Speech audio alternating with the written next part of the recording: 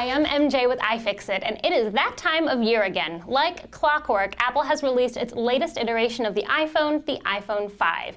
It seems as if anybody who's been paying even casual attention to the tech and Apple blogs knew all about it well before Apple even announced it. From the larger screen and body to the updated dock connector, we've been getting sneak peeks at this new iPhone since as early as May of this year. And interesting as those leaked product images are, they don't do much for us here at iFixit. We don't think we've really seen a device until we've done what we do best, and that's tear it down.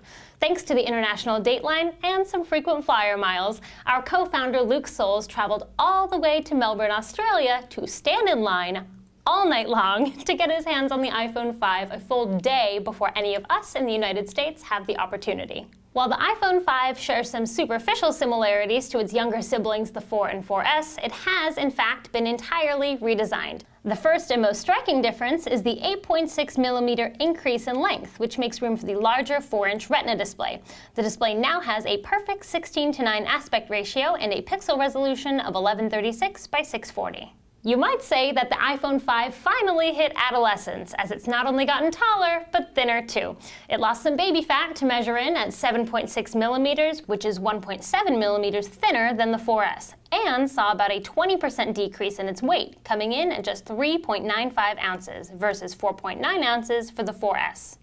But being tall and thin isn't everything. As we all know, it's what's on the inside that counts. So, on that note, let's take a look at what's making this latest iPhone tick. Getting into the phone was déjà vu inducing, as Apple continued using its proprietary pentalobe screws to hold the phone together. We, of course, saw that coming and sent Luke with a pentalobe driver that was just perfect for the job. Once those screws were out, we were met with a pleasant surprise. I never thought I would be so excited to see a suction cup, but there it is. A screwdriver and a tiny suction cup are all you'll need to replace a broken display, and this is going to score huge points in terms of repairability. Apple has returned to a top-down construction with the iPhone 5, and anyone who's ever swapped their broken screen on their iPhone can tell you that this is great news, because rather than digging through all of the other internals to get to the display, on the iPhone 5, the display is the first thing that comes off. For context, replacing the display on an iPhone 4S takes 38 steps, and the quickest I've ever done it is 45 minutes. It looks like the iPhone 5 will take just a few steps, and likely 5 to 10 minutes. And since the display is the most common thing that breaks on most smartphones, we consider an easily replaceable display to be a win for consumers. Our next step, as any good repair person can tell you, is to disconnect and remove the battery. For comparison, the iPhone 5 has a 3.8-volt battery, whereas the iPhone 4S's battery is 3.7 volts. How they're getting increased performance from a battery that's only marginally more powerful is still a mystery to us, though my money is on a combination of other hardware and software improvements. We'll probably know more about the battery performance as soon as we get a closer look at the chips. And speaking of chips, once the battery is out, we got our first look at the logic board, and on it are lots and lots of goodies. As we worked toward freeing up the logic board, we noticed that there were all kinds of metal-to-metal contacts inside the iPhone 5. Our initial guess is that this could be some kind of an antenna, but only time will tell. With the logic board free, we finally have the opportunity to inspect the chips that make up the iPhone 5. Behind some shielding, we discovered the elusive A6 chip. Here's where the chip geeks should get excited. The A6 is Apple's first custom-designed processor for the iPhone, and it seems like it's quite the little powerhouse. Early Geekbench scores show a 150% increase in performance from the iPhone 4S, and we can verify that it does have 1 GB of RAM. This is not a minor upgrade. We'll have a lot more information about the A6 processor once our pals over at Chipworks really have a chance to dig into it, so keep your eyes peeled for that. Another chip of note is the Qualcomm MDM9615, and I'm not sure if you know this, but the Qualcomm MDM9615 is kind of a big deal. For those of you that were cheering when Apple announced that the iPhone 5 would be LTE enabled, this is the chip you need to thank. So we set the logic board aside and turned our attention to the rear case. The Lightning connector assembly contains the headphone jack, loudspeaker, and of course the new Lightning dock connector.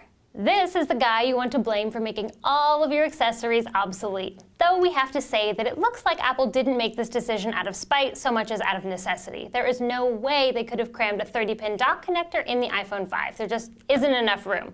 So with all of the components removed from the rear case, we made an interesting discovery. The entire rear case of the iPhone 5 weighs only slightly more than just the glass of the iPhone 4S, and that probably has something to do with the 20% decrease in weight. With our teardown complete, it's time to answer the million-dollar question. Just how repairable is the iPhone 5? Here at iFixit, our mission is to teach everyone how to repair everything. So we give every gadget we tear down a repairability score between 1 and 10, 10 being the easiest to repair and 1 being the most difficult. The iPhone 5 scores a very respectable 7 out of 10 for repairability, and here's why. With only a couple of small tools, the display comes right off, making replacing it super easy. On the downside, the screws holding the display in place are proprietary, so you'll need a special pentalobe driver to remove them.